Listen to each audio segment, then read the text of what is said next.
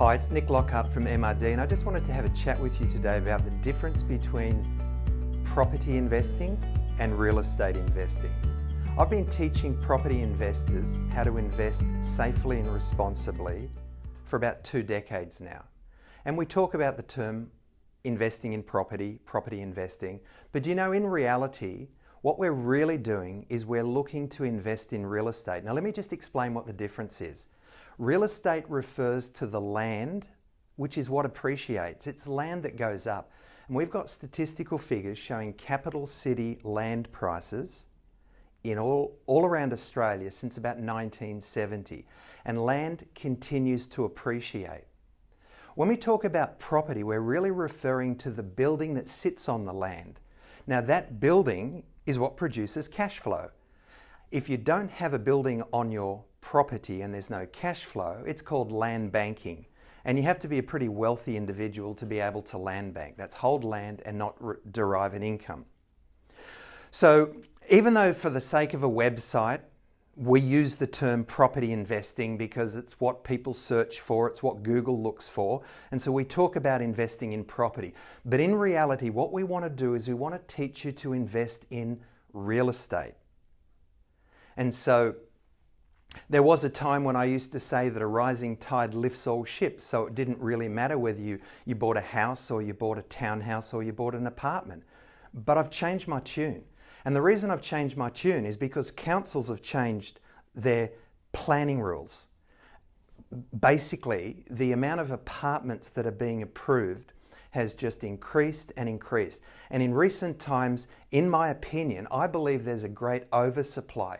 There are too many apartments being approved. And so what happens is we know that prices go up based on supply and demand. Now, if the councils keep allowing for developers to put out more and more and more apartments, and let's face it, there's no limit to how many they can put out because even when the land runs out, they just go up. It's called volumetric. I mean, houses and townhouses sit on the ground. You've got to have land. But with with apartments, they just knock down a house and they can put up more. Councils obviously get paid headworks charges. They get paid fees from developers, and of course, they get a residual income in the way of the rates that come in year after year after year. So we understand that they're financially motivated to approve apartments. But for you and me, the investor, we're looking for capital growth. So capital growth is going to be found in the land. These days, houses are built in master planned communities where they've got a mixed use of commercial and maybe retail, as well as residential, often with bike tracks and walkways and parks and schools and hospitals. So you actually have the infrastructure.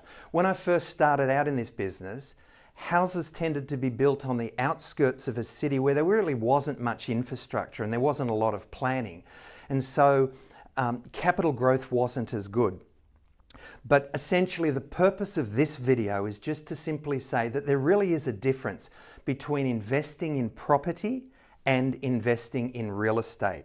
And even though we will talk to you about investing in property, our focus is on finding you real estate that will appreciate in value. And of course, we have to put property on it so that you've got the right cash flow. So talk to us about your goals, what you hope to achieve in life, and let us help develop a strategy and find the right real estate so that you can achieve your dreams and goals. That's all for now. I'll talk to you next time. Have a great day. Bye-bye.